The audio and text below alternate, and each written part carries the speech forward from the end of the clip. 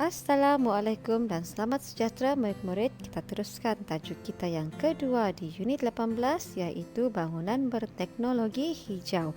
Aktiviti kita pada hari ini ialah membaca dan mengenal pasti maksud kosakata.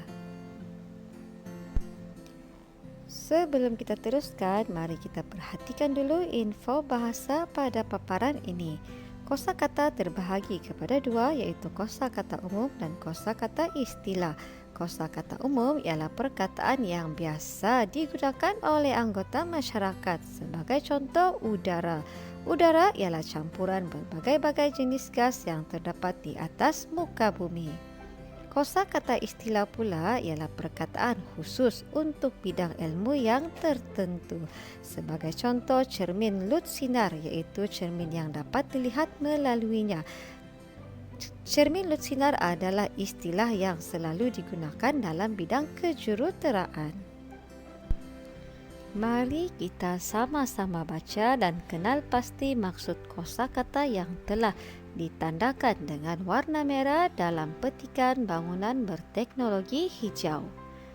Hanif amat tertarik akan penerangan gurunya tentang teknologi hijau. Di rumah, Hanif telah melayari internet untuk mendapatkan maklumat yang lebih lanjut.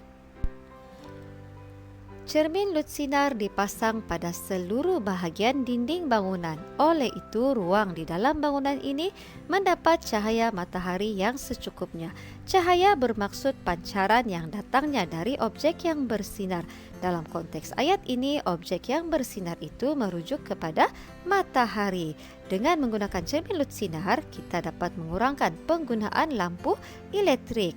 Mengurangkan bermaksud menolak dari sesuatu jumlah. Jika murid-murid lihat pada gambar yang dipaparkan, kita dapat melihat bangunan yang sekelilingnya dipasang dengan cermin lut sinar. Tanaman pokok hiasan dapat membekalkan udara yang segar dan menyejukkan persekitaran. Kaedah ini pastinya dapat mengurangkan kos penyelenggaraan penyaman udara. Penyaman udara adalah pengawalan suhu atau perawatan udara di dalam bilik. Biasanya kita gunakan penyaman udara untuk menyejukkan kawasan persekitaran. Dengan adanya tanaman pokok hiasan, kita dapat mengurangkan kos penyelenggaraan penyaman udara kerana pokok hiasan menghilangkan karbon dioksida dan toksin di dalam udara. Menurut pakar, ia mengandungi sifat kelembapan yang tinggi. Seterusnya dapat menyejukkan kawasan persekitaran. Panel solar yang dipasang pada bahagian bumbung bangunan dapat menjimatkan penggunaan tenaga elektrik secara keseluruhan. Menjimatkan bermaksud mengurangkan perbelanjaan. Tahukah murid-murid, panel solar menyerap cahaya matahari sebagai sumber tenaga bagi menghasilkan tenaga elektrik. Oleh itu, penggunaan panel solar dapat mengurangkan penggunaan atau perbelanjaan tenaga elektrik secara keseluruhan. Penanaman rumput pada bumbung bangunan adalah untuk mengurangkan kepanasan bangunan. Kesannya, penggunaan penyaman udara dapat diminimumkan. Dengan cara ini, pembebasan gas berbahaya dapat dikurangkan. Minimumkan bermaksud dikurangkan ke paras yang kecil. Gas pula bermaksud bahan seperti udara, bukan cecair dan bukan juga pepejar.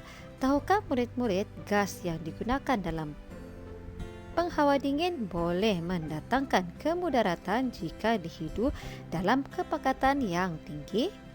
Oleh itu, sudah semestinya penanaman rumput pada bumbung bangunan ini merupakan salah satu cara kita dapat melestarikan alam sekitar.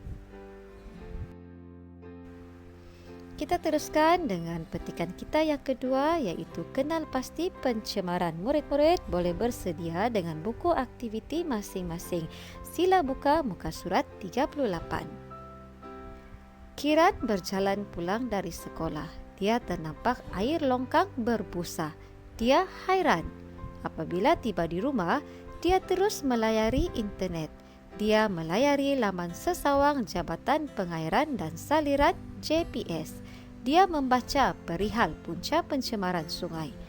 Berdasarkan maklumat tersebut, barulah dia faham bahawa air longkang yang berbuih itu berpunca daripada sisa air sabun yang berlebihan. Pada waktu petang pula, dia berbasikal di sekitar kawasan perumahannya.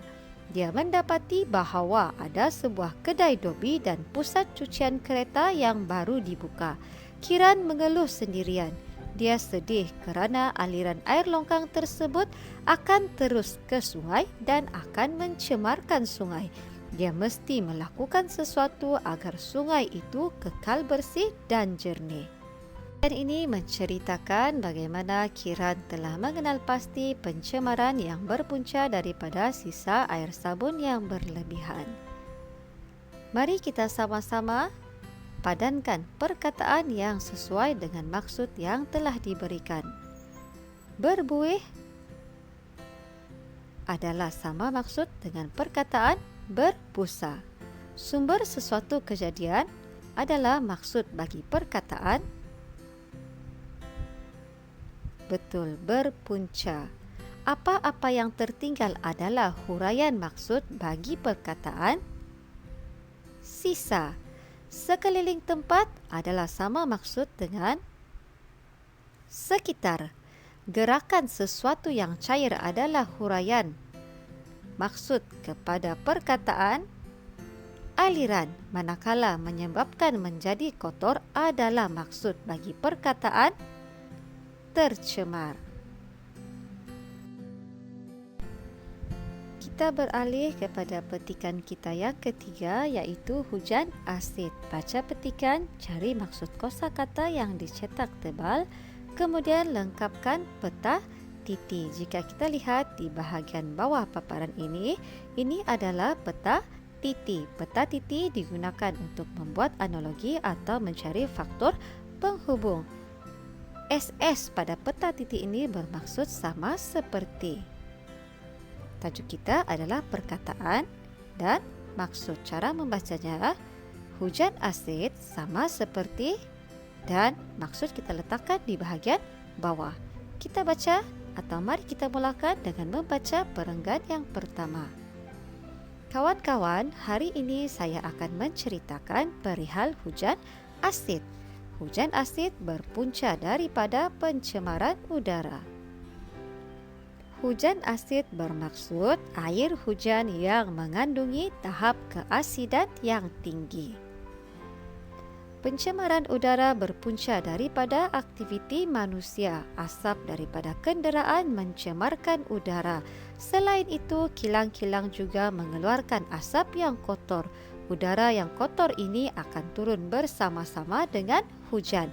Hujan inilah yang dinamai hujan asid. Dalam perenggan ini menceritakan apakah itu hujan asid yang sebenarnya. Hujan asid adalah hujan yang turun bersama-sama dengan udara yang kotor hasil daripada aktiviti manusia. Hujan asid memberikan banyak kesan buruk. Tahap kesihatan manusia akan terganggu. Tanah dan tumbuhan turut mengalami masalah kesuburan.